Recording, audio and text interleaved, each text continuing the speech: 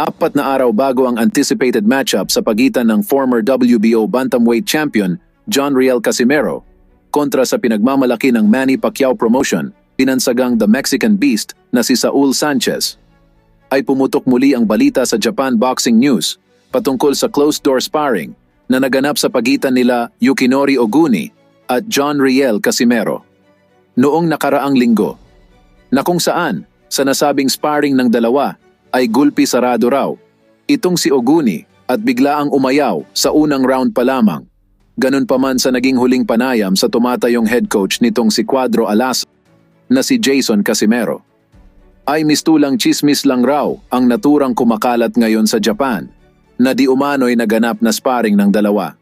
Kung maaalala, sa naging sparring noon ni Casimero sa Omega Boxing Gym, ay muntikan na ring itago ng kampo ni Casimero ang naging sparring nito kontra Dave Apolinar.